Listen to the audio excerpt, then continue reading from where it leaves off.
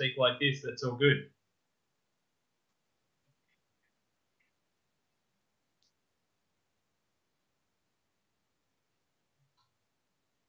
There we go. Once again, ladies and gentlemen, apologies for the slight delay in getting everything up and running today. As many of you know, this is a preview before release of a product, which I think is the first time I think I've had the opportunity to do this, especially with the developer, as I like to call the artist, on board as well for pre-look. So just a quick pre-disclaimer, this is still in beta. There is not a release date set yet.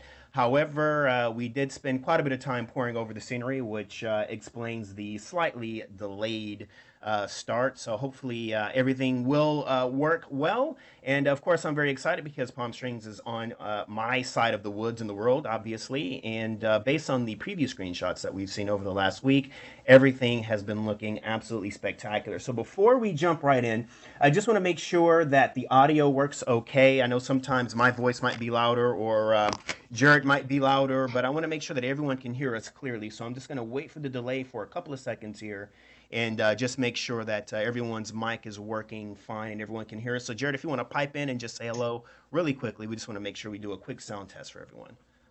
G'day everyone, and hello from evening Perth in Western Australia, and I'll just test my mic now to make sure the levels are fine. So how are we looking? We all good? We'll just wait for a quick delay. Okay, it looks like the audio is okay, so I guess we'll go ahead and get started. So right now, our current position, oh, I realized my gear was up here. Let's put that up. Our current position is actually flying right over Banning Municipal Airport, and this is actually the northern end of the coverage area, which is exactly where we're starting today. So as you can see, we have Orbx FTX Global Base, which obviously is the primary program for compatibility with Palm Springs, being a non-FTX region airport, but exactly Orbx FTX Global, which is a first for an Orbx scenery project. And of course, right now we're flying right over Casino Morongo, which a lot of people were confused last week when they saw those Morongo ads and were trying to figure out what the heck was that all about. So that was kind of a sneak peek for everyone to try to guess and figure out why would I be running a hotel advertisement on Air Daily X. So I thought that was quite a bit of fun. So Jared, why don't you go ahead and as we begin to make our way out of Temecula and into the Palm Springs area, what made you decide to not only develop an airport that is not going to be an FTX region dedicated airport, but an airport that that is Palm Springs? Why that choice?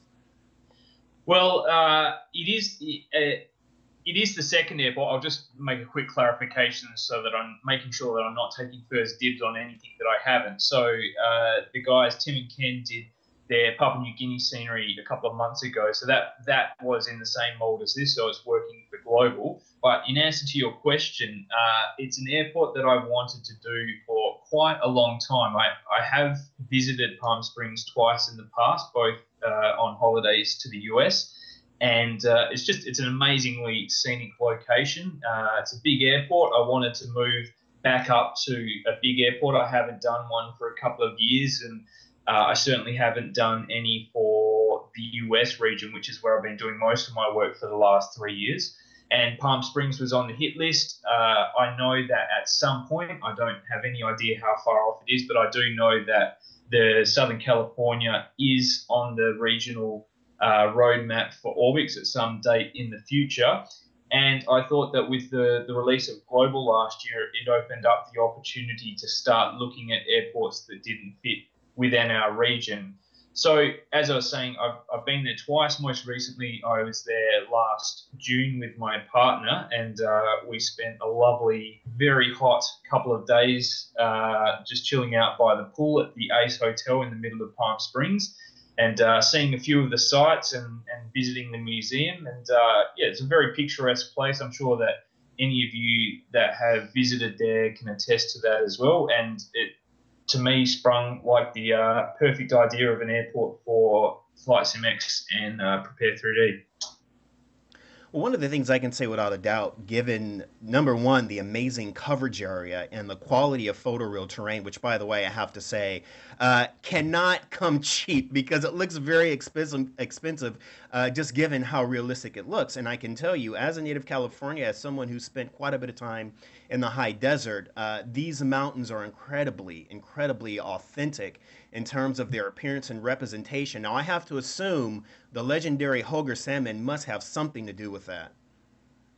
Yes, he was able to lend his very considerable skills in helping out with the nice 10-meter digital elevation mesh that you see there. So within the coverage area and even a little bit further than the photoreal coverage area, we've got a really nice mesh which Holger was able to work his magic on.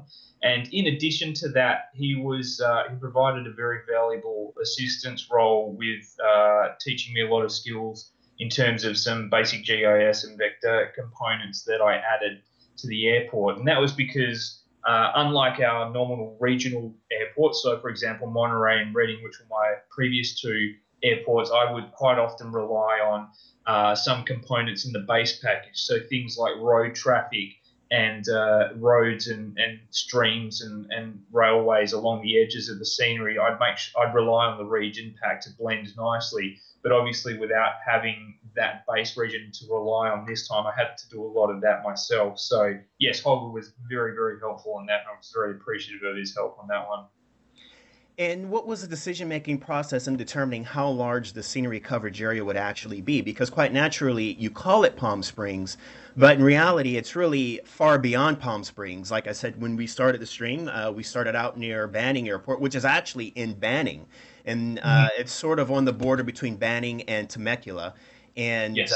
to the north and then to the south, it actually stretches pretty far, almost halfway down to the Salton Sea, which was another little funny video that I added as part of the teasers earlier on last week. So, what was the decision making process in determining exactly how far you would go with this? Because quite naturally, the bigger the coverage area, the more expensive naturally the photoreal coverage is going to be. And then, of course, you couple that with the fact that this is the second largest, I think, scenery project you've created to date. Is that correct?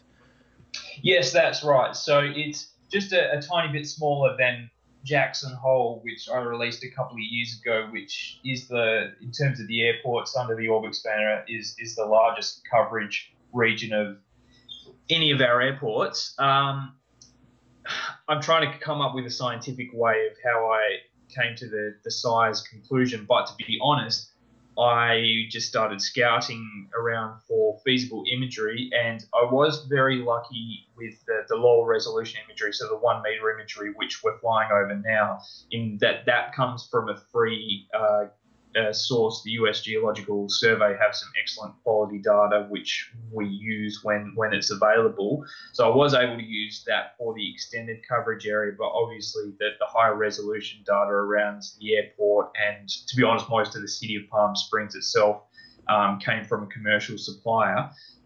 When it came down to it, basically there were two good reference points that created the sort of the east and the west extremes. I really wanted to include San Jacinto Peak. That's obviously the main prominent geographical landmark in the area, the almost 11,000 foot tall mountain. So I wanted to make sure I included that. I wanted to make sure I included the pass with the wind farms. And then to the east, it came down to I liked the look of the Indian Wells Tennis Centre, which is a VFR landmark right at the edge of the scenery. And to be honest, I wanted to model that. And so I went into it going, all right, this will be the basic extent, but I will reduce it if I get sick of doing the autogen. But by the time I got through most of it, it was fine to keep going. And as a nice coincidence, it turned out that there were two airports right at the edges of the scenery. So Banning Municipal, as you mentioned, and then Bermuda Dunes, which is just at the eastern end, as a southeastern end heading towards the Salton Sea.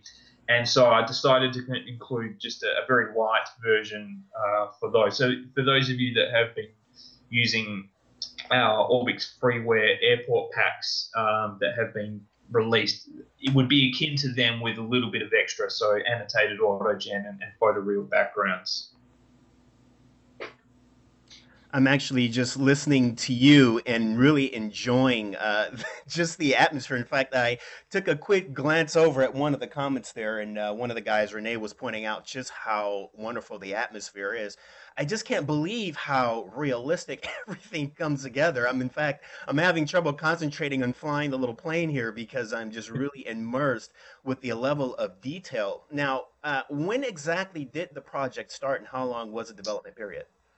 Well, if anyone with a very long memory for mundane comments from my end might remember when we were chatting last time during our session for Monterey, which I think from memory was the middle to late June, I hadn't actually decided whether I was definitely going ahead or not with this project. So I started not long after that. So I would say about 4.5 months is how long I've taken to work on this. It was my number one priority. It was on my wish list when we were speaking last time. But the big problem that I had, and which still continues to be a problem, was that I wasn't able to get airside access to take photos at the airport. So that's obviously something that is always a top priority to move ahead with the project.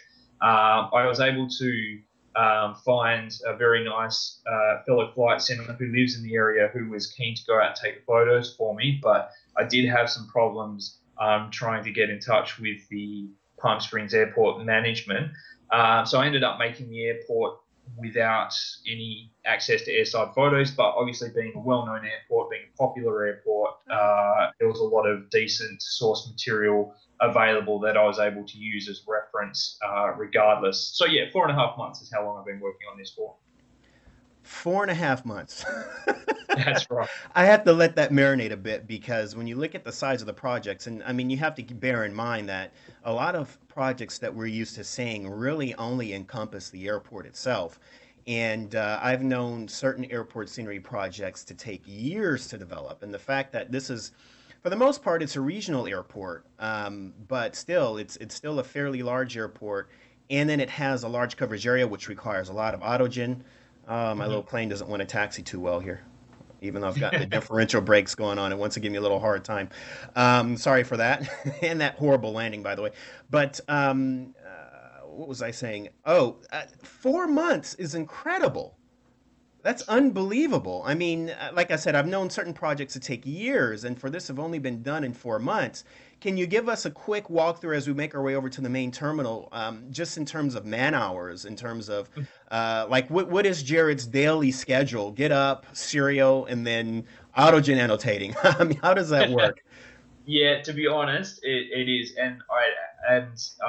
if my partner was awake, which she isn't at the moment because it's 2:30 a.m. here, but if she was awake, she would probably pipe in and say, "I've been working far too many hours for the last couple of weeks, particularly." But during the normal part of a project, so anything outside of the last 2 to 3 weeks of a project, I work a pretty normal day. I probably work anywhere between 8 and 10 hours on a normal day. I do have some other work commitments that are just casual basis outside of flight simming. So they obviously work around my development time. But yeah, that's a pretty basic idea. But that goes all out the window once I start focusing in on the end of a project. And I start working very weird hours and keeping very weird hours and not sleeping a great deal and just sort of being a little bit, yeah, being quite aggressive in terms of trying to make sure that I can finish it on time. So, yes, that's why I'm up so late and not falling asleep at the same time. That's incredible. I actually meant to make our way over to the regional terminal. So we grabbed Bob. Apologies for that short screen blackout there as I switched over to Bob so that he can give us our own little personal tour here. So I'm just quickly, we're running really fast. Bob is quick. He's in shape. So we're running very quickly over to the regional terminal here. And I think I might have to slew up just a little bit. Those mountains in the background just look incredible. And for anyone who was reading the post that I wrote up yesterday, if you follow Air Daily X at all, I was noting that we almost moved here when I was a kid. And it was my first trip out to Palm Springs. And what I remember, it was the first time that I'd ever seen such a big house. And basically what happened was we went out to this huge field.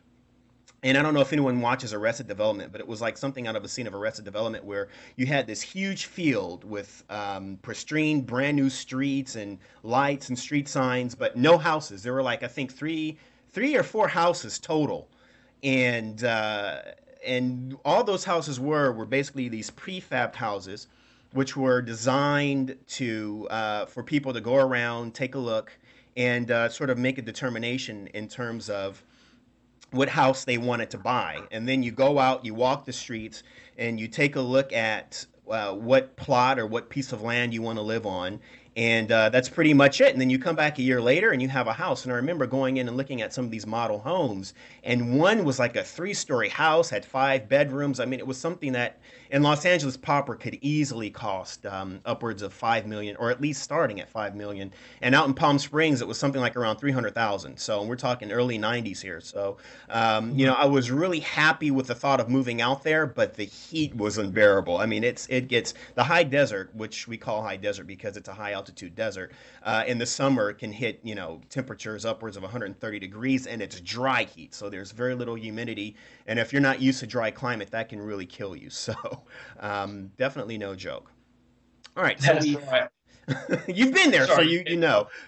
I was just going to pipe in and say that we not that extreme heat, but it does get pretty hot here in Perth. But when we were there last June, I think I'm just trying to do the conversion now, and it was 48 degrees centigrade, which for everyone else was 120 degrees for almost every day that we were there, which was very nice. But as you say, the dry heat is something quite different.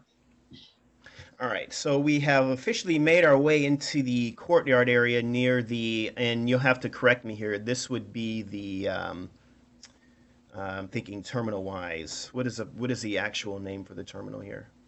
To be honest, I don't know what this one's called. I think it's just the regional annex for the terminal. So you see a lot of the CRJs, the sort of the regional offshoots of the mainline airlines. So things like the CRJs, which I've got a couple of static models of, and Horizon with their Q400 will park there as well. But yes, that's just the interstate. So flights to Vegas and Phoenix and whatnot, I think. Trying to manage Bob's speed here. Yeah, he can get a little bit aggressive when he wants to. Yeah, it takes him a minute to get going, and then once he's up there, wow! I'm just looking at the immersion here, just with the catwalk area. This is incredible. How did you make this transparent sort of canopy there? I don't think I've seen anything like this before, to be honest. I mean, it's not glass, but is it the same sort of technique used to create that as glass, or? It is. It's in fact, it's similar to in terms of the material settings. It's just playing around with the material settings and trying to get the best compromise. What it's most closely related to would be the ground shadows that I use for my static aircraft. So it's just got a very slight level of transparency to give that canvas sort of feel to it. And I used an interesting little app within 3D Studio Max to try and get the canvas to droop as realistically as possible without using too many polygons. Excellent. Now I'm gonna just pop over and have a caramel macchiato. Can I get you anything from here, or? I am all good. I've had my share of Starbucks. Wow. Okay. So we've got people flow. Oh wow, she's very attractive. She was Nice just luggage here. Now, I don't think anyone has ever asked this before. So, the people flow models, are they actually modeled after anyone in particular, or do you just sort of make up the facial expressions, or could we be seeing people that we might know in some of these people flow, or do you have family members that sort of stand in as models for scale purposes, or how does that all work? I mean, I don't know if you work really directly with people flow, but that was one of the things that I've always wondered. That was all the masterwork of George, who is the author of the Static Flow Library 2, which is all you will see here. We also have the older Static Flow Library 1, which you might see in some of our other products, which was done by Russ White. So I couldn't answer for them, and I can't even. I won't try to make any kind of call on that because I don't want to get anyone in trouble. Right. And now we've made our way over to the jungle gym here. Can I assume that this is new animation that was created specifically for this jungle gym, or did you guys have this pre-programmed already? Um, all the static flow, sorry, all the people and the animated people models that we have are all existing types. So the girl that's doing her little hop around on the play equipment has been used before. I don't know how often. Certainly, in my experience, I used it once at the park at the second airport in Reading, and that's the only other time I've used it. But there are a couple of other models in the library that I'm waiting for the perfect excuse to put in. And with this jungle gym, I had that in mind when I was making it. That's incredible. And in fact, I noticed in the comments a lot of people really were excited about the whole jungle gym uh, thing there and saying, "Wow, I'm glad you actually included that." Which is actually pretty amazing. It's the little things like that. And I think nowadays we're really starting to see flight simulation enthusiasts get more and more interested in the finite details like that, as opposed to just, seeing simulation as a purpose of just flying, but actually having that immersion. I mean, naturally, if you're that WestJet aircraft out there, and Mhm. sorry, I had to slew just a little bit to get Bob in the right direction. But Good. and you're sitting in that virtual cockpit, and you just happen to look over and see a jungle gym with a little girl jumping around on it. That makes all the difference. It really does. So I certainly hope that those watching and those who buy the product have what's the word that I'm looking for?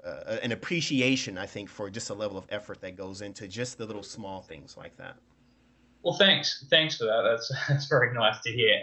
And you're right. I think for me, I a big part of my simming is still outside the airport. So to be honest, that's a massive reason why I like to include lots of interesting things outside of the airport perimeter, and particularly why I like to have a large photoreal coverage area. But certainly, Palm Springs is quite unique, where most of these components that would be hidden within inside a terminal, they are all outdoors. So it gave the opportunity to really to go to town, so to speak, on a lot of these little table details. And the same thing is we're looking at, or what I'm looking at with a little delay, the escalators here. So that was another little detail that doesn't take too much time, but it's just a nice little thing that adds a little bit of color to the scenery. Now, will Bob ride the escalator? Now, I've done a few practice runs. He won't automatically go up. You need to do a bit of a run up, so you can try, but you might find it a little bit difficult. Let's see. Let me slew back and try a run up one more time here. All right, we're gonna just try to run right up and see if it'll take us. Here we go. I don't think I've ever seen animated escalators before either. Can you give us a little insight on that? It was a bit of a spur of the moment thing. I finished making this particular part of the model and thought, oh, that'd be nice to do. And I'd done, which is a bit of a first for me. I did a lot of animations in this scenery that I don't normally do a lot of animations. And this is quite a simple little model. There's not a great deal of there's nothing particularly fancy about it, and I'm sure that all the scenery developers and modelers that are looking at it have figured out already how it was done. But it's just something nice that I think that adds a little bit of flair to the scenery rather than just having a static version. Okay, well, Bob kept jumping on the escalator. I did saw that he rode it up a little bit, then he jumped back down. So I just switched over to slowing just a little bit to get us up there. And ooh, wait a minute, I just got to get control here. Sonny Bono, concourse here. Yes, the mayor of Palm Springs, I believe, for a little while. I actually didn't know that. I didn't either. I've been learning lots of very interesting facts, particularly a lot from some of the people on the Orbx forum who have been very forthcoming with a lot of very useful pieces of information. Wow, just doing panning around. I got to tell you, the glass really just makes all the difference. And I love the fact that they really, just in real life, how they made this an open air airport. Although during the summer, I imagine most are not really spending too much time outside. But to be honest, I've actually never flown out of the airport here. So, um, No, me neither. When we both times that I visited, I've driven in and out from other locations. Anecdotally, when I was doing a little bit of research, it seems that during the height of summer, a lot of the flights, or a lot of the main flights, seem to come in either in the early morning, the early afternoon, or the evening. So I don't know how much truth there is to that, but that was what I had read in a few different places, which would certainly help with the outdoor area, because I can't imagine it would be too pleasant during the middle of the day. And I'm noting the simple things like the video cameras up there that were added Hmm. in. Very nice. Yes, I can't attest for their 100% accuracy. I'm not sure if they're exactly the right model that Palm Springs use, but they're a representation nonetheless. And here we are, sort of in the main area here. Yeah, it's unfortunate because I don't think there's ever going to be an excuse for me to ever fly out of Palm Springs either. I mean, for me, it's just a couple hours drive, and that's pretty much it. Hmm. Hmm. But It seemed to be there was based on a few of the advertisements that I had seen um, around. So there was some of these little billboards that are within the scenery area, and I didn't use them, but a couple of the ones that I did see in reference material sort of indicate that there was a lot of traffic coming down from Canada, particularly to visit the casinos and other entertainment precincts. That I think explained a bit of the non-business traffic that came into Palm Springs. that makes sense. And so, just in this little forecourt here, the interior section here, just a little note on that is that all the shops that you see along the walls and the laboratories as well, and the gates, they're all exactly as they are in real life as well. Yeah, I imagine getting imagery for that's probably not too difficult if people are taking pictures, at least to have some form of point of reference. That's right. That's right. There was, yeah, I think I probably managed to get about 100 photos or so of the terminal all round.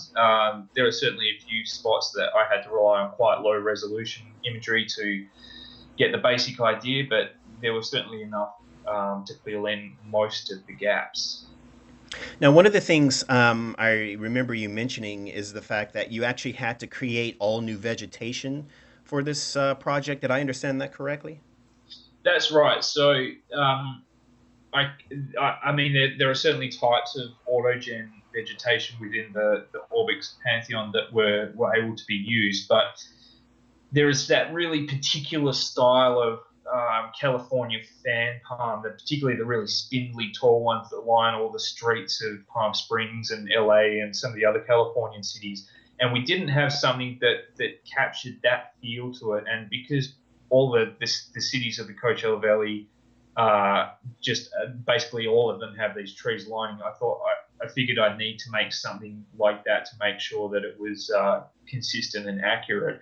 And what I ended up deciding to do was once I figured out how to do that, I moved ahead and just designed a whole vegetation system. So I think there's 14 types that I made in the end, and they're all basically variation. Most of them are variations of palm trees, and then I added a few others. And by having all of my own for the city areas that are annotated, what that's meant is that I've had full control over the material libraries, which it's not a big performance benefit, but over a large area and with a lot of dense autogen, it does make a big difference, or it does make a difference to performance, and it just is one of the many things that helps in that regards. Okay, and I wanted to take a moment and pan out of the airport. I know that unfortunately you're watching the same delay that everyone else is, Jared, but I had to take a moment and pan out to the lot and look at the main fountain there, and just look at some of the vegetation and all of the special effects that you put in there from the water shooting out, the Uh-huh. animated flag, the whole nine yards. Uh-huh. My goodness, That's and right. And yeah, go I ahead. know that you always pick me up for the car park, so I made sure that I didn't make it too low resolution. You know, it's funny because I was just getting ready to mention that too. I was going to say that I just can't believe how realistic everything really looks. The parking lots, all of the vegetation, the obviously you've taken the time to hand place the different parts of vegetation, and then just with the terminal in the background, everything just comes together perfectly. And I'm even noting the green lights on some of the traffic signals here. Yeah, don't look too closely at them. I think you'll find too many green lights and no red lights. No So reds. yeah, try not to look too hard at those. And I did glance over and notice that someone asked if the aircraft are removable via the control panel, which I believe they are. Is that correct? Yeah, that's right. And I know that a lot of people prefer to not have them at all. And so what I've done is I've got four in the control panel options. I've got four options for the aircraft. So you can deselect or select any combination of them based on your preferences. So we've got the airliner traffic, which is all the regular RPT traffic that flies into and out of the airport. I've also got a selection for charter operations, which for those that are very good at these things, you may notice that there are a couple of types of aircraft that don't regularly fly to Palm Springs. So particularly Allegiant don't normally fly their 757s into Palm Springs, and Air Canada aren't at the moment a regular visitor. They've got their low shoot subsidiary, which is starting operations there quite soon. So whilst I've got both those in, they're considered charter operators, so they can be deselected as well. And then you've got just the normal corporate aviation aircraft, so the business jets, and then the general aviation aircraft, so the smaller single and twin engine um, propeller aircraft, which you can disable as well. Because I know that a lot of people don't want to have airliners, but they still want to have the less important static aircraft, and some people want pure accuracy, so they don't want to see the charter operators and whatnot. So I've tried my best to try and cater to everyone's taste with that. Quite right. And I've made my way back onto the ramp area. Bob is Mm-hmm. he's running so fast.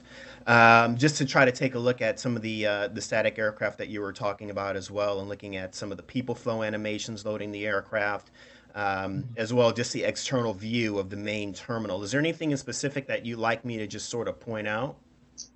No, I think purely up to you. This is yeah, it all looks fine to me. I'm all very happy with it, and yeah, it's up to you.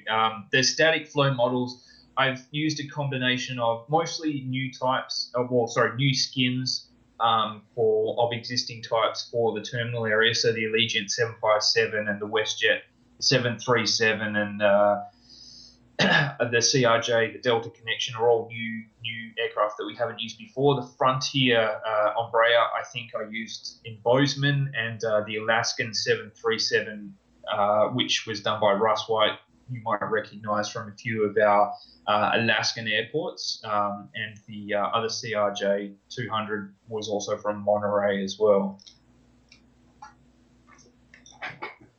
And as far as the airfield goes, because I know one of the things that you and I discussed is that we wouldn't spend too much time seeing all the scenery, because quite naturally, we want everyone to have an opportunity once they get it to go exploring on their own. As we know, there are a number of landmarks throughout Palm Springs, and so quite naturally, it should be fun for everyone to go out and actually find some of these landmarks on their own. We will, however, take some time and see at least a few of these landmarks, but as long as we're still in the airport before we depart the airport area, I just wanted to double check one more time. Was there anything with the corporate areas that you should?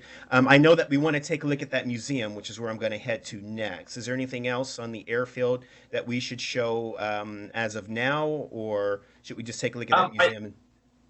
we can leave that for everyone to have a look in their own time. There are quite a few other detailed areas to check out, as well as the terminal and the museum. So the new control tower is worth a look out for people when they get their hands on the scenery. And there's a couple other items as well, which we've advertised in the promo material, but I haven't made too much of a fuss of. So there's some interesting things for them to check out. And also probably worth a good look at is the Sky West have one of their maintenance facilities on the far side of the field, and I put in a little bit of extra detail around there as well. I know that people quite often like looking at the open hangars, so I've done something a little bit different for that one there. But yeah, if we head over to the museum, that's probably the only other area that I'd be keen to have a bit of a look at tonight. All right, we're going to head straight over there now. And just in terms of complexity, Mhm. how does Palm Springs rank on that list for you? Would you still find that maybe Bozeman or any of the others are a little bit more complex just in terms of scale and how much work that goes into it, or does Palm Springs pretty much flow right there in the middle? Um, in terms of the detail of the scenery itself, so particularly around the airport, the terminal would be right up there with one of the most detailed components I've made for any of my sceneries. There's probably a few of the smaller airfields. So I remember when I did Phelps Field in Spokane, I put a lot of detail into that terminal as well. But certainly, as an overall project, this would be one of the probably the most complex project I've ever done. Probably Cairns International in Australia, which I did a couple of years ago, was also a massive project that I worked on with a lot of components outside of the airport.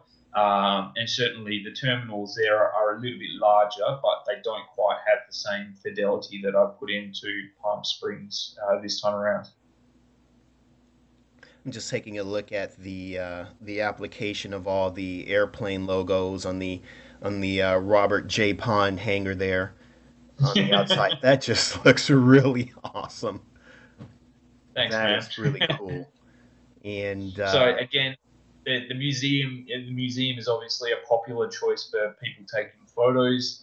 So I didn't have any shortage of reference material for this one because there's lots of enthusiasts and tourists that like to put up their photos. And in fact, I had a couple of photos in my collection as well from when I visited there last year. I wonder what it must be like to be you, Jared. And I'm gonna explain. When you visit a place like Palm Springs, or just whenever you're traveling somewhere, is it sort of Mhm. like a musician or something like that, where you start to think, "Oh my God, I've got to do this"? I mean, does that ever occur to you, or does it happen maybe a little bit later on after the fact? How does that whole process work? Because I mean, I imagine for me, I have to be thinking, if I visit someplace new for the first time and if I'm a developer, I mean, does a thought Mhm. occur like you see something from a certain angle, then you realize, oh my gosh, okay, I have to do this. I have to start investigating and researching. I mean, is your brain always working that way? Or is it just something that sort of light bulbs in the middle of the night months later, and then you realize, actually, that might have been a good idea? A bit of column A, a bit of column B, I think is probably the best answer to that question. Certainly, there are times where I might visit a place in my travels and know that it's something that I would like to consider as a project, and so I might take a bit more of an effort to pay attention. And certainly in my US travels, there's only been once when I've been fully organized enough and had the foresight to prepare ahead and make sure I had any kind of permission to take some airside photos. That's a scenery that I haven't made yet. It could possibly be my next one, but I'm not sure yet. But otherwise, and this is certainly for the case for Palm Springs, is it something that I think, oh, that'd be a good project, but I don't really think about it too much. Quite often because I'm on holidays, and then when I get home, I kick myself and think, oh no, I probably should have done a little bit more organisation and got all the photos or the reference material when I was there. But certainly, there is a little bit of a coincidence with some of the projects that I've done all along the way, in fact, and where I have been on my travels. So, not that I talk too much about what I do outside of Orbx, but if anyone notices on the Orbx forum that I might mention that I've been somewhere in real life, then that might possibly give a clue as to a potential project at a later stage. I see. Okay, and I'm going to have to issue a bit of an apology here in advance. Things have not been working out well for me the past couple of days. Yesterday during the stream, I ran into a pretty big issue with the broadcasting software. Before I could even start that project, it took me almost an hour to get that whole thing worked out. And then when that was finally done, then I ran into another problem. And it seems like I'm running into another issue right as we speak. I'm going to have to try to take a quick second to fix this. As Jared and I, just really quickly for the audience, as Jared and I were preparing, we were trying to decide what aircraft would be best to fly into the scenery area. and we both settled on Lionheart's amazing brand new Learjet. And then the Learjet just didn't work out at all. Ran into all kinds of issues, and so I've ran into another issue with our R66 here, which is the same as the Learjet. And I did a fresh install, everything. And in fact, we did a screen share just to make sure everything worked out properly. And then for some reason, it still didn't install correctly. And it's the same thing with my poor R66 here. So give me, if everyone can just bear with me for 2 seconds. I'm going to try to fix this really, really quickly. Give me just one moment. I really do apologize. And then before the stream, there was issues with the Skype program. So this is a bad week for me. As some of you know, October 31st was my birthday. And every single year during my birthday, for some reason, something always seems to go wrong. I don't know why that is. That same week, the car broke down, and that was like nearly $2,000 to repair. And my car doesn't have that many miles on it, so it was pretty sad. But it's just outside the warranty. So it seems like this time of year, I always run into some form of issue or other. And so this past week has just been really tough. So again, thanks everyone for just bearing with me. Sorry if your screen goes back a couple of times. That's just me reselecting the aircraft, which I think I just fixed. Hopefully I did. We're going to cross our fingers. And it's important to select the helicopter because it is the focal point of the next part of the scenery, which we're getting ready to take a look at here in just a second. And while we are waiting for that, I'm just having a bit of a flick through. My apologies to everyone that has been asking questions on the site. I have been reading them all, but I haven't got into answering them yet. We'll have a proper look at them at the end. But in the meantime, while we're waiting, I might just answer a few of the more recent ones. So I see a question here from Happy Metal that asks, do I work with any other guys? Is there any other help in this scenery? And the answer is yes, there is. So I work as a developer on the Orbx team. So this project, I would say, of the scenery itself, not including any of the installers or any of that kind of stuff, which is done by our team members, I would outsource probably between 2 to 4% of the project out, depending on what it is. So for this one, I've done a lot more components myself than I would normally do. So the incidental things like the vector data and whatnot, I've had some assistance from Holger, but I have made the source material myself. The big things that I have got some help with on this project, and all my projects, in fact, are the APX files. So I have a particular guru who has done most of the projects with me ever since the start of Orbx. So Graham Eccleston, he's done most, with a few exceptions, he's done most of my APXs. So he's been working his magic on this one. And then, as I was mentioning earlier, Holger did the mesh data and also helped me out with some training on a few other components. And otherwise, one of my other fellow developers, Tim Harris, did some helped out a little bit with the autogen. We kind of fluffed our way into working out how to make the vegetation together. So that was a help on that. And otherwise, mostly myself. There are components of the Orbx libraries which I use, the people models and a couple other components. But yeah, I sort of just go disappearing for a couple of months and just go into my study and work quietly, and then come out at the end of it with some files for John and Ed and the team to have a look at. And then they're all very helpful and give a massive amount of help with the beta testing and helping out with different components. So it certainly is a team effort. How are we looking? We're looking good at my end. Yeah, finally I got that working. The other thing that's also not working today, by the way, folks, is my track IR. For some reason, that's not connecting to the simulator. Otherwise, I'd be flying from the virtual cockpit. But yeah, there's just so many things that just it's been an aggravating week. I just want to make sure I'm definitely flying in the correct direction for the next part of the scenery that we're going to showcase. Is that correct? That's correct. So if you see that gap in the mountains that you're heading straight to, those 2 water tanks, you'll see the road that leads up to the aerial tramway straight from there. Okay, and then one of my favorite helicopters, besides the R-66, that I typically tend to gravitate towards is the Nimitz MD-902. And the reason why I like the 902 is just because it's very powerful and it goes fast, obviously quite a bit faster than the R-66 here. But you recommended that I use the R-66 for a specific purpose, and I actually just like you to explain that to the others, because if it's one thing that I've been known to do in my streams is crash, and I think my viewers have come to enjoy that from time to time. So maybe you can just explain a little bit your experiences with the R-66 making its way up this mountain here. Like you, I use the R-66 quite a lot. It's probably my default helicopter at the moment.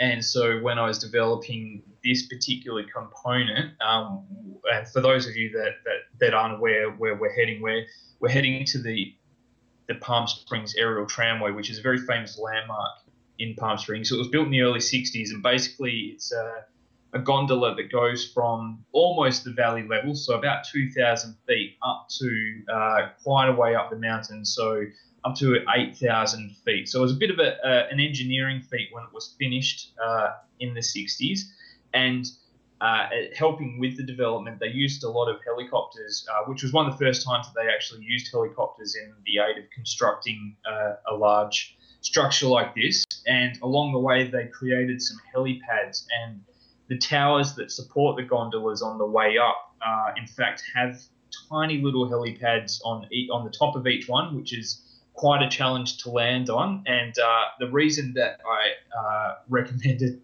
that we use the R-66 was that when I was testing, I was finding that the R-66 was really struggling towards a couple of the top towers because of the high altitude and thin air, particularly on hot days. So basically, I just wanted to see Andre crash a helicopter. I know that's why you're all watching it tonight as well. I know that's why we're all tuning in. So it's basically just a setup.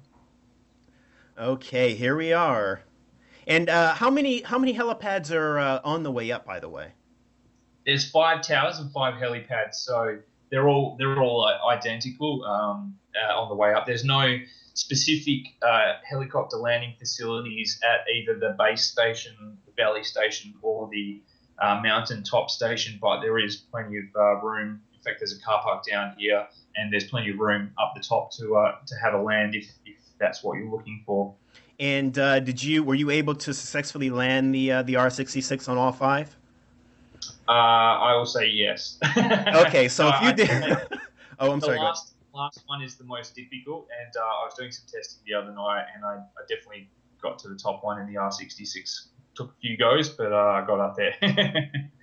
All right. Now, sometimes the eye point is difficult to see. I thought I was under it and over it, and I wasn't. So I'm actually just making an attempt to land on the first one now.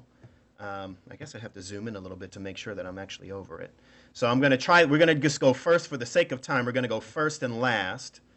And I need to zoom out a little bit here. It's kind of hard to see. Oh, wow. I'm actually struggling just on the first one here. Oh. And this is, there's a slight, okay, I can make a slight excuse. There's a little bit of wind up here, but, oh, wow. I love helicopter challenges. And I'm trying to think, what are some of the bigger challenges that I'm aware of in terms of, I know that there's a company called LLH Creations, and they have a number of high elevation helipads up in the Alps.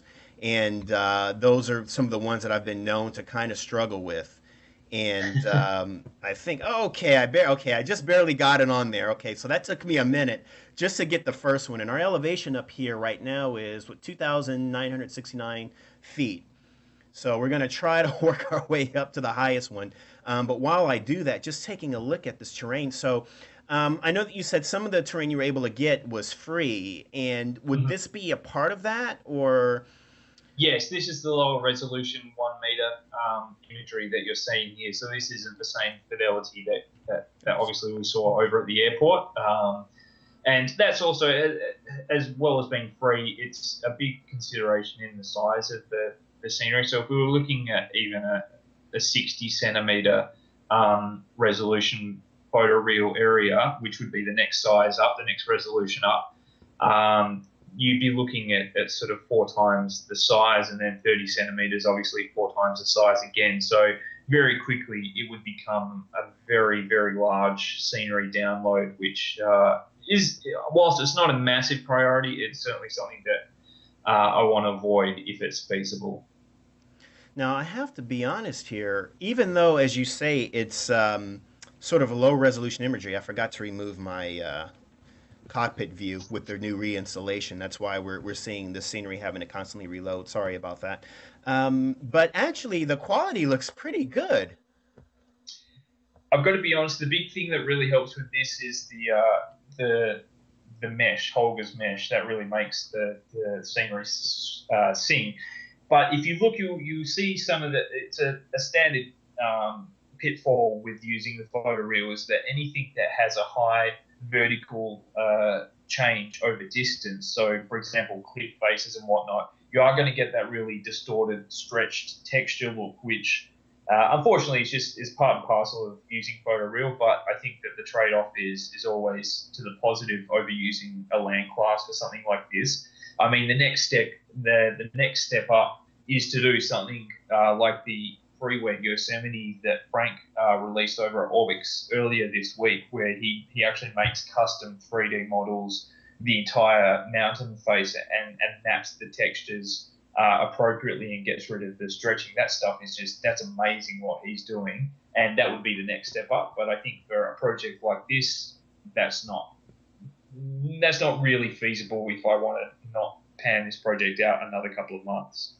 Right. I mean, even given that, though, I look at this and I just wonder how is that possible? I mean, one of the things that I did while I was busy drooling at those screenshots that were posted is I loaded up the sim and just looked at the default Palm Springs via FTX Global just to get an idea of what it looks like to really know how big the difference is. And, to be quite honest, I mean, it's huge. So when you see, and obviously what makes the scenery is really the mountains. I mean, besides the airport, which is the centerpiece, it's really the Mm-hmm. surrounding mountains that makes Palm Springs. I mean, we have an event here every summer Absolutely. called Coachella, and people flying from all over the world. It's like the modern Woodstock, if you will.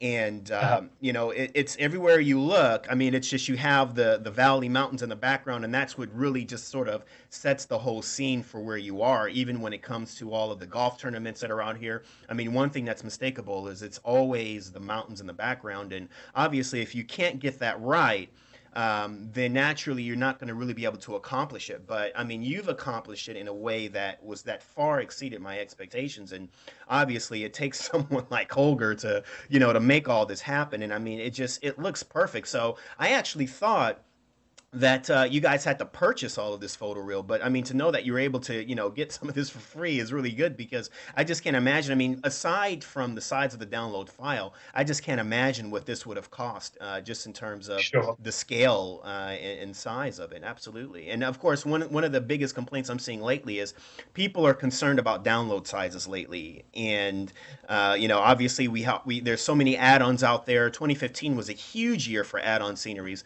so quite naturally, people are just, their hard drives are getting cluttered and cluttered, and even I am now starting to wonder, or trying to be careful about everything that's on my hard drive, and I may have more projects than the usual person on my hard drive. Hmm. So naturally, everyone's worried about file size, and naturally, everyone also wants photoreal. And Yes. nowadays, it's like you have to have it. If you don't have it, that can really, hurt the overall sale of a project by not having photoreal. So it's the photoreal that makes these large sizes, and so to be able to still do it, accomplish, well, in my opinion, a highly realistic effect and keep the file size low, I think is a great accomplishment or achievement, I should say. Well, thanks. That's yeah, thanks. It's you're right. It's always a very fine balance in trying to find um, what's feasible, but without overdoing it, without overkill just for the sake of it. And I think if you're going to do a photoreal area, it's better just to do it well than to have a huge area just for the sake of it. And yeah, I think that as you said, and going back a couple of points, what you were mentioning before about the backdrop, that also was one of the big reasons why I like Palm Springs as a project, because it's just a very dramatically beautiful location. It's quite like it had the same appeal to me as Jackson Hole did, where you've got that dramatic mountain backdrop, and I think that really makes it an interesting location because it's not just an airport that you're flying into, and it's not just relying on whether the airport has an interesting shaped terminal or whether it's got something going for it. It's the scenery around it that really makes a project. Well, I can tell you I'm going to have a lot of fun practicing on these helipads. I think I did horribly, by the way.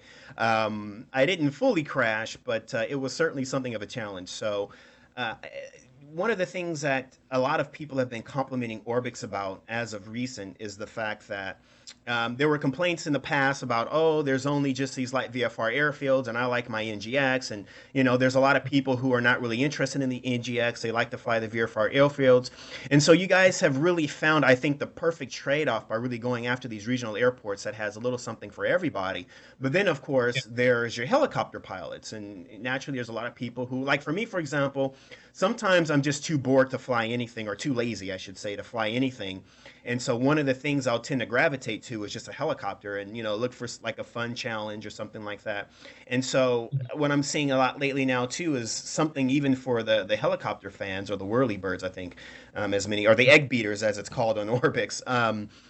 Is that there's even something for helicopter fans too, and it's just a lot of fun to just play around and practice landing on the helipads, and because I do tend to get bored, and obviously a helicopter, in my opinion, is probably the best tool just for enjoying and surveying a scenery. Helicopters and of course gliders. So I think here you're going to have a lot of glider fans who are waiting for the upcoming.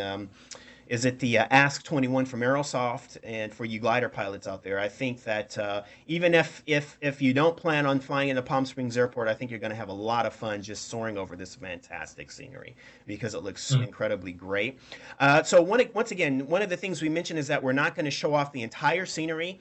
Because again, there's a lot for all of you to go in and notice and explore on your own. There's just one last bit, if I'm not mistaken, Jarrett, that you definitely wanted to show everyone, and that is the Bob Hope House. Is that correct? Yes, that's right. It's not a very detailed model, but it's just a nice little reference point, which is close to. And in fact, I might, if it's possible, we might swing past somewhere else along the way, which is quite close, which is the water park, which is quite near the airport. So yeah, are you right for finding your way, or do you need a little bit of? Yeah, you actually gave me when we spoke earlier to look for the two. I think they're like two large water tanks or something like that, just off the runway threshold, if I'm not mistaken. So I think I'm That's going right. in the right direction. That's right. So if you see this parkland and golf course, which is just to the right of the head that runs through the city, if you follow that up, you'll come across it. Well, Yeah. this is definitely California.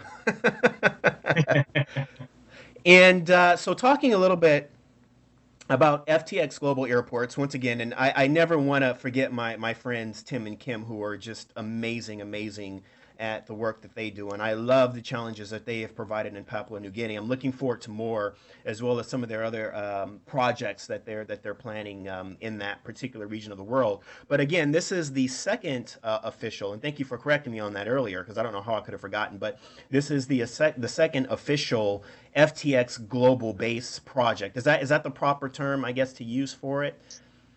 Yes, I don't know.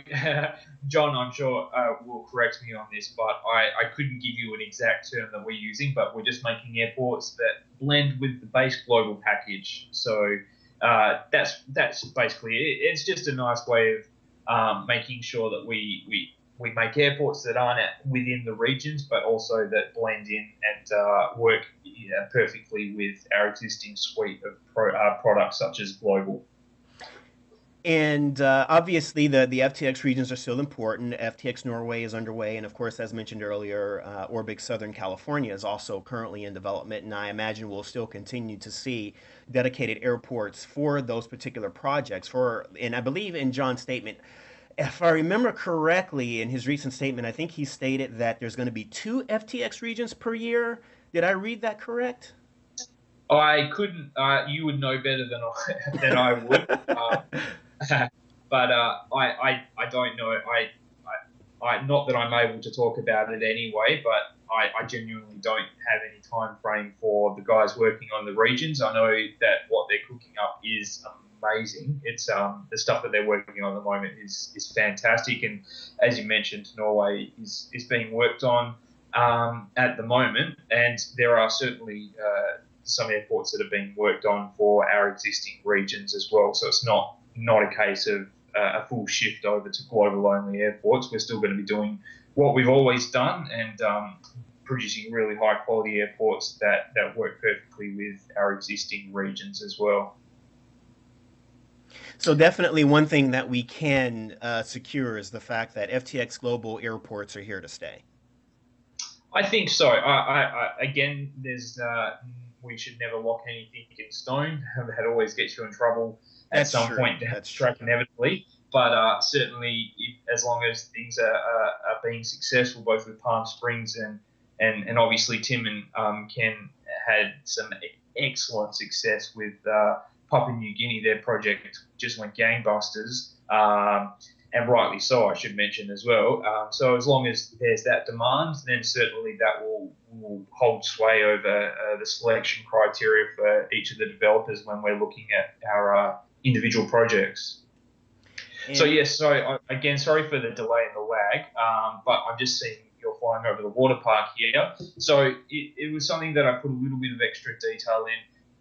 A, because it looks fun, it's something that stands out. There's a lot of bright colours. It's a water park, but also because it's a nice reference point on short finals to the two main runways at Palm Springs. So for those of you, when you get your hands on it, you're flying in on your airliners or whatever aircraft type that you're flying, you'll notice that when you make your final turn, or if you're doing a long point, if you've got your full gear down, flaps full down, this is a nice reference point just before you make your final approach.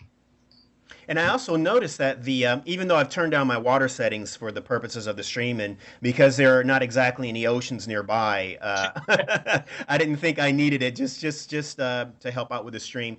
But I did notice that you water masked the little water areas inside the water park as well, which I thought was a nice little attention to detail there.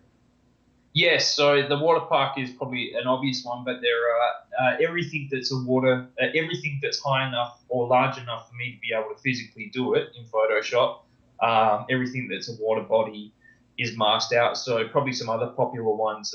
There's most golf courses have at least one ornamental lake, so they're all visible. And I think even a couple of the hotels have larger pools that I was able to manage to cut out as well. And also, what you might notice, or what you guys might notice when you check it out yourselves, is that particularly for the larger golf resorts and also for a lot of the golf courses close to the airport, that some of the ornamental lakes have fountains as well. So you'll see the fountains and even a couple of golfers wandering around as well, although they're probably a little bit harder to find. That's the fun of the exploration. Yeah, um, that's right. And yeah. whilst I mean, I realise that when I sort of put my previews up, I do spam a lot. I talk a lot about all the different components.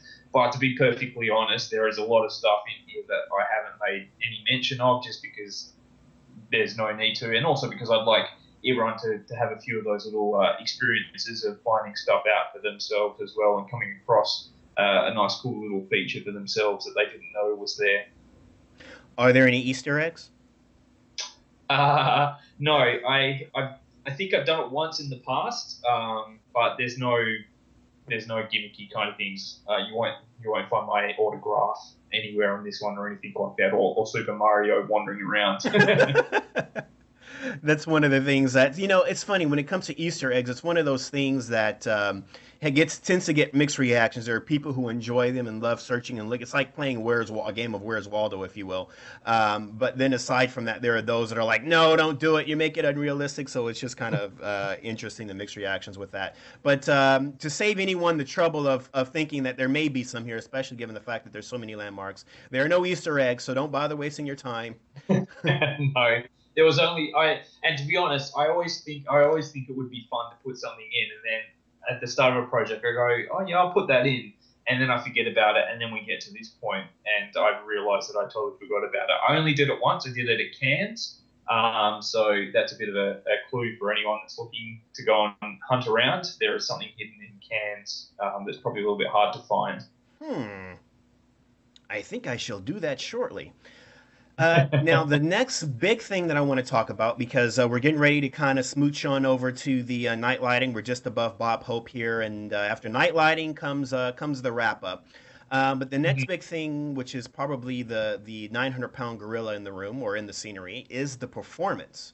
And the mhm. performance has been very, very fluid. I have not experienced any stutters, especially with helicopters, because helicopters is the worst possible thing you can fly and then wind up having to encounter stutters with.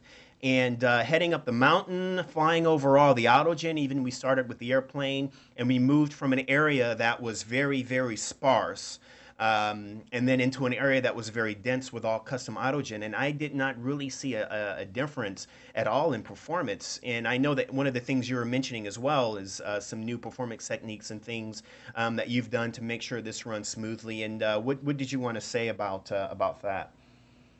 Yeah, that's right. I mean, it's something that I always stress a lot about because I do like to put a lot of detail in, but it is something that and all of us do, all developers do. We put in a lot of time and effort into figuring out what is the best way that we can get the most performance out of the most detail. And everyone has different techniques and methods that they prefer using, and there isn't any exact way to do it. There are a lot of different approaches, and all come to very similar results. And for me, I think the big thing for me is consolidating materials and textures. And so for both the airport and the non-airport areas or the landmarks, I'm always very careful about how many textures I use and not overdoing that aspect. And I do that because I do like to put in a lot of geometry into some of the more important components. So you'll see that the shape of the terminal and the little components in there is very detailed, but the textures aren't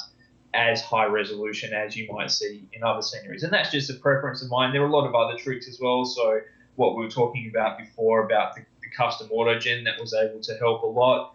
And there are a lot of different components, and I'm not sort of trying to hide anything. It's just there are a lot of little things along the way that I can't think of right now that I try to add in. But it is very relieving to get feedback because, to be honest, my computer is 3 years old and I run it pretty lean and mean. I don't have a huge amount of other stuff on there, and I always get like I'm not I don't ever BS about performance when people ask on the forums. I give them my honest answer, but it's always, as we all know, it's always going to have a different result on different computers. So when we go out to beta testing, it's always the first thing I need to get performance figures. And then from people like yourself who are having a bit of a look, it is very relieving to know that it's not just my computer that the scenery is running pretty well on. It's lovely. I mean, I have to say, I'm speechless just with the amount of work and the effort that you've put into this just in a 4 month period. Jared, I mean, you're getting better and better. And Misha, as much as I love him, as great as he's come along, he just said the funniest thing to me when these first previews came out. And sorry, Misha, but I have to say it because when he said this to me, I just thought it was the funniest thing in the world. And he just said something to the effect of, leave it to Jarrett to, make a fellow developer feel, insignificant. I don't think he said insignificant, but the joke he was basically making is the fact that I've been really hailing Misha as just how far he's come along in such a short period of time. And, Absolutely. I know that Absolutely. he looks up to you, I think, for a lot of his skill. I definitely think it shows. But then you turn around and with every product, it's like it's not that you're one upping someone else, you're one upping yourself. So every single time you do another project, it's just like, wow, I thought, it couldn't have gotten any better than Bozeman. And then after Bozeman came Reading, which was a huge step up, and then after Reading came Monterey, which was just incredible, incredible. And then you've come and you've done Palm Springs, and then Palm Springs, you've one up yourself again. So it's like it leaves me continuously wondering, what are you going to do next? And I know that you're not going to tell us, um, but it's just one of those things that I just keep looking forward to checking the Orbx forums. When's Jared coming back? When's Jared coming back? What's going to be next? What's going to be next? So, and certainly, I don't think you have let anyone down. You made the comment that um, you know whether or not the FTX Global Airports thing is here to stay. Obviously, it has a lot to do with whether or not these sceneries are going to sell well. I think that the Papua New Guinea scenery should be selling very well. From what I've heard, it's doing quite well,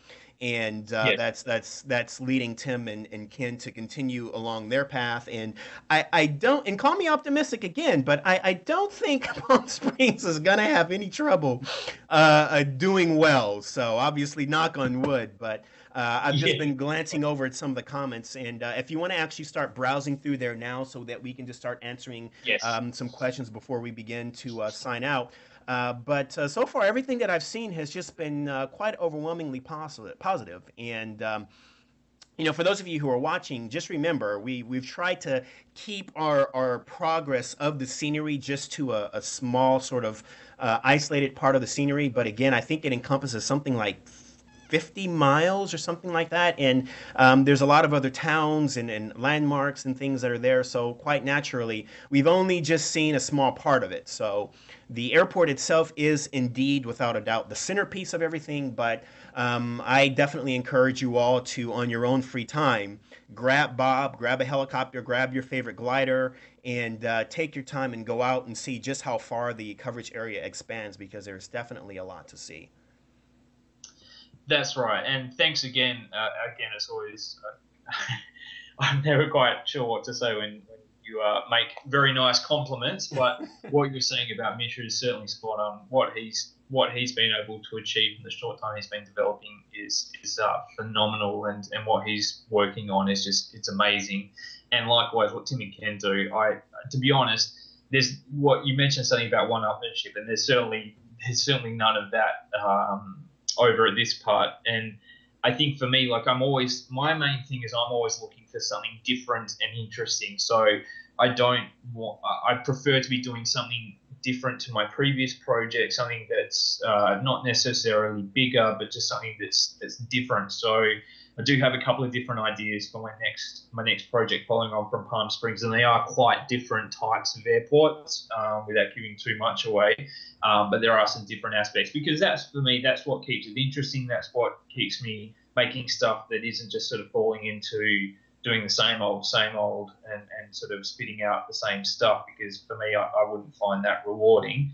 And certainly, I'm probably a bigger fan than most of most scenery developers, than most guys. Like, I get really excited when a cool project is coming up. So Tahoe that Misha did, and particularly Papua New Guinea, like, I was very excited about what Tim and Ken were working on. And obviously, I can't talk about any of these projects publicly while they're being in development, but I do get very excited. And even and certainly that's not just limited to the Orbx stable as well. So, for example, last night with the Fly Tampa Copenhagen, I was too busy to be able to tune in, but I've been following those guys really closely. I've been very excited with that, and obviously being Australian, I'm very excited about another certain product that they're working on. And so, yeah, I think that plays a part into it. I really enjoy seeing what other guys are working on, and try to take different ideas as much as I can along, and put them into my own work as well. Well, definitely the passion and the amount of effort, it's very clear and it's very obvious in your work. So, I mean, for me, it's all giggity giggity like a little girl, schoolgirl, because it's like I'm very excited, and I go crazy simulation. And I think sometimes in my posts I tend to come off as a fanboy, and it because I truly am. So, I mean, you are talking to a fan. And again, I mean, I'm one of those kind of people where I look at things closely, and I go into every single little minute detail. And lately, developers have been giving me less and less things to complain and whine about. So Mhm. it's incredible. It's a lot of fun, and I look forward to all the new things that are coming out. I think 2015 is going to be a crazy year. I really do. I think. Of all the projects that are sort of just planned, and a lot of things that are expected to come out for 2015. We're going to have a lot to look forward to, but I'm glad that as we are now in the 11th hour of 2014, that we can squeeze Palm Springs right out the door before that. And it's fair enough to say that this is pretty much it for you for 2014. Is that correct? Or In terms could there be a surprise? I don't think so. In terms of releases, I think this will probably be it. I do have. I'm actually going on holidays next week. My partner and I are going up to Thailand for a little bit, which will be very nice. We've never been there before. Nice. And I do have some other. So I've got a few music gig commitments as well, which will have me out of town in early December. So certainly, I would be very surprised if I would have anything out by Christmas. Well, I certainly wish you a wonderful, fun trip to Thailand. Thank Um, you. I'm just gonna scroll through the credits here and see. I'm not the credits in the comments to just see if there was any comments. A lot of very, very happy folks out there. Let's Just see. trying to scan through and see some. And Happy Metal. Oh, did we get that one? The one for Happy Metal? Uh, Remind me, what was the question? It says, can I ask something from the developer? Did you develop this on your own or different things like AVCAD Objects had their own developers? And congratulations on the scenery. It's beautiful. Yes, thank you. Yeah, that was. I answered that when we were swapping aircraft We did. when we had the R66. So I've answered him. Just having a quick look along. Apologies for babbling on while I do. Um, I did see. I forgot who asked, and I'm just trying to find it now. But there was someone that was asking about the my back compatibility and working on prepared reinstallers, triple installers for some of my previous work. Yes, it's certainly on the cards. I know that I was talking about ready previously, and I do apologise for not having that ready, but that is the top of the list. There is still some issues which we are working with Lockheed Martin on for some of our airports at the moment. So there are a couple, and I won't give specific names, but there are a couple that I would very much like to be working on, but we are having some difficulties with. So hopefully they can be ironed out so that we can get them out to everyone. But certainly, as I was mentioning with my holidays and with some other traveling, it's going to be a bit topsy-turvy for the next month or so. So I'm using it as a good chance to get on top of my some of my other work. So the triple installers and whatnot is certainly towards the top of that list as well. And while we Um, continue to look, I see there's a comment by Regulate that says Big Bear Lake Airport and surroundings would be very cool to have. Obviously, I agree with you. I actually have a place up on Lake Big Bear. And last few years, we haven't gotten any snow, so we haven't had much of an excuse to go back. But I've said it before and I say it again. If there's any developers who's looking to take on the lake, I'll be more than happy to go up and take some pictures. That's definitely a favorite of mine. Never flew into Burbank though. That's definitely a high elevation approach. I think the base level is like 6,800 feet or something like that. But just wanted to echo that out. If any other developers are watching, we would definitely love to have Lake Big Bear. Hint, hint. Just continuing to scroll along here. I didn't realize how close. Big Bear was always. It's always because it's one of those iconic airports as well, with firefighting and obviously the snow during the winter. And it is something that I've at least looked at before, and I knew that it was close, but I didn't realize it was as close to Palm Springs as it was. It's just literally over that mountain that you see in the background there. So that was quite interesting for me, at least, anyway.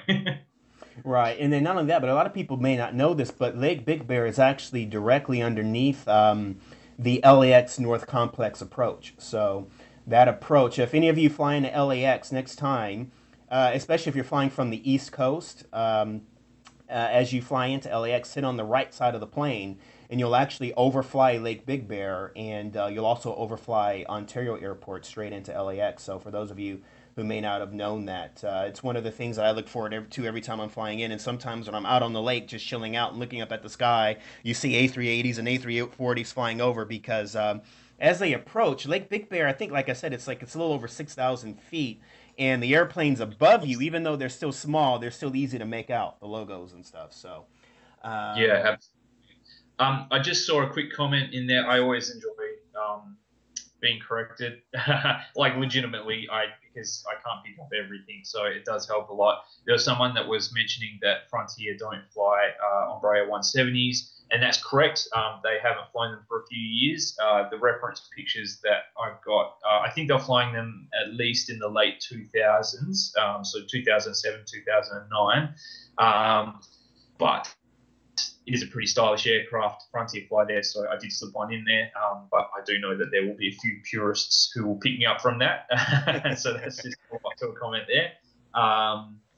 Let me just have a quick look through some more. Is there some more that you can pick up on? I'm just trying to make my way through now. I think that's it. The last one I see is from Callegro, who asks, will we ever see a big GA airport like Van Nuys? That's an interesting question. It is a very interesting one.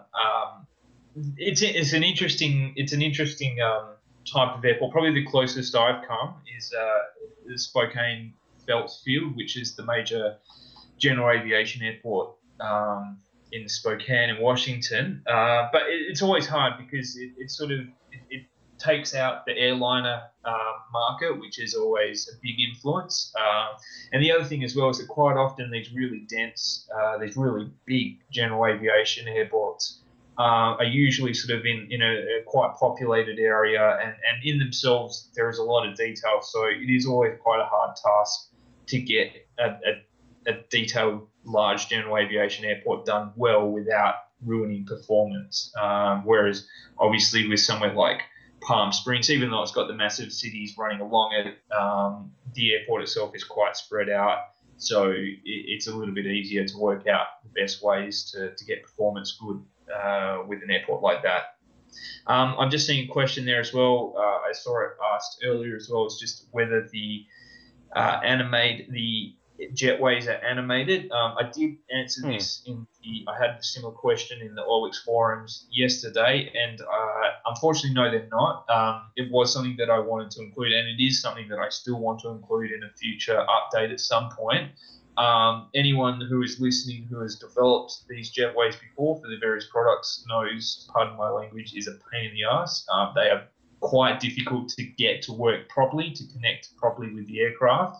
And basically I got to the point where I was going to look at spending a couple of weeks getting these nutted out properly. I know that within Orbx, a couple of the guys, Russ and Marty, worked on them for Melbourne Airport, or particularly Marty figured out how to work them before we had a lot of the resources available to us now. He worked on that in 2008, and I think his hair went grey, jokingly, but yeah, he was pulling his hair out trying to get them on. So it is something that I would like to do, but it's not going to be in time for the initial release. Okay, and we're going to just take this one last question from Horizon Air because, again, it's very early in the morning for Jared. What time is it there for you now? Are we pushing 3 o'clock a.m.? 3:45. Oh, no. Okay. All right. Well, this is just going to be the final question. And Horizon Air just asked, how do airports get picked to be developed for Orbx? I'm pretty sure that's an easy, probably, question to answer. Yeah, that's right. It's... to be honest, certainly in my case, I just pick an airport that that looks good, make sure that it's okay with the rest of the team, make sure that no one else is developing it, and go ahead. So I do have a lot of flexibility in that regard. I've picked all of my projects except for one, and it helps a lot because for a project like this, you really need to rely a lot on your own motivation to do things, and it's a long time between drinks, so to speak. So you really need to feel quite passionate about the airport that you're working on. And as well, it adds a lot of flavour. So everyone has their own tastes. I think probably my influences and my interests certainly convey themselves through the airports that I choose. And then guys like Tim and Ken have gone a very different route, and I find what they do amazing as well. And you see a lot of that, and that adds a real an element of colour and variability to the airports that we choose, which I think is a great thing for us to have.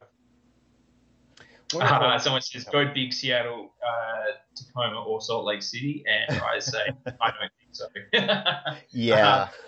isn't there someone? Is there someone working on Salt Lake City There is, at the as a moment? matter of fact, Pacific Island Simulations, Graham, who recently Yeah, great. relocated to Seattle. Yeah, he's that's on his 2015, 2016 roadmap. Not sure if it's going to come in 2015 or not. I know he put 3 airports up there, and he and I just had a couple of backdoor discussions about that project. And I think there's some construction going on there, something like that. And there's a couple of other source materials that he's waiting on in order to complete that. But he definitely has that on his roadmap. And Yeah, Imagine Simulations also doing Salt Lake City as well. So Salt Lake City. that's, I It's mean, an not amazing Salt Lake. sport. I'm sorry, Sacramento. Right. So that's going to be a good one for NCA as well, or Northern California. So that should be a good one Yes. for that also.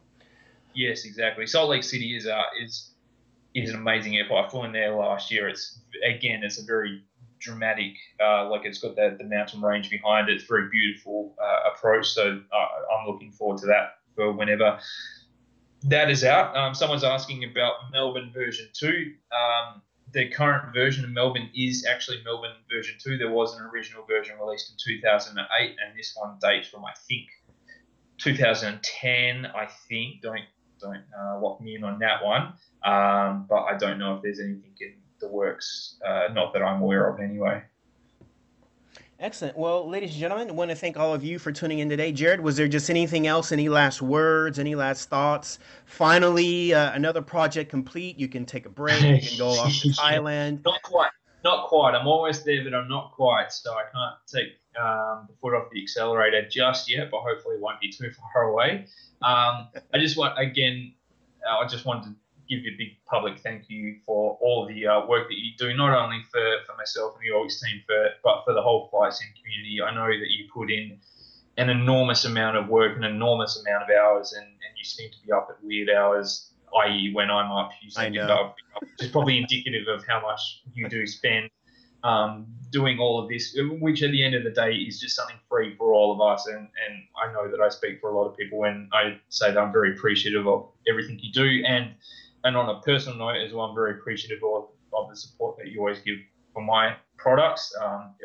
It's really nice to have, and I do very much appreciate it. Well, thank you so much for those kind words. And hey, as long as you're still up, I'm going to be up. So, in terms of the great works you do, and it all comes from passion, and I just appreciate the work that all you guys do. So that's where my motivation comes from. If you guys don't give me anything to talk about, then I have nothing to talk about. So, that's the great thing about that. And I want to thank you as well for staying up so late. I hope the missus is not tossing and turning too much without you being there. But thanks to her for loaning you off to us for the stream. I know it's really late for you, and just appreciate again giving us all that great intuitive insight in terms of all the work that goes into it. Hard to believe that this whole thing was only 4 months, but it just shows just how incredible you are. And when someone who does the amount of work that you do, and you're able to, point out other developers and show the appreciation for the work and the talent that they do as well. It just kind of shows that not only how small our community is, but definitely how the appreciation, how much appreciation that comes across. And when I talk to a lot of other developers and backdoors, your name comes up quite a bit, and Misha's name comes up just from a lot of the Orbx developers, and so it's always fun to hear how other developers admire the work of other developers. So it's It always a is a wonderful small thing. world. It is. Yeah, It and thank truly you is. again. I genuinely do appreciate it. And for everyone, I can't give a release date. I'm very sorry about that, but suffice to say, is just keep an eye on the Orbx forums. We'll let you know as soon as we know, and hopefully tonight will give you an indication of how close we are to release. Well, that sounds wonderful, and I'll be holding my breath for release. I'm sure as everyone else is. And on that note, once again, everyone, thank you for joining. We hope that you found this which again, thank you so much, Jared, and everyone at Orbx for allowing us to take a look at a scenery that's still in beta and to be able to show it off before it's actually released. I really, really do appreciate just having that honor. And again, for all of you, hopefully you found it useful. If you were not able to watch live today, or if you joined in late, it will be available via our YouTube page and on the Air Daily X main news page. And of course, the guys at Orbx is always welcome to embed it there as well. That should be available in about 2 or 3 hours, depending on how long it takes YouTube to upload everything. So thank you so much again, everyone. And we're going to go ahead and sign out. Enjoy the rest of your day and happy flight simming. And Jared, just hang on for me just a little bit. And for the rest of you, happy flying. Take care. Thanks, guys. See ya.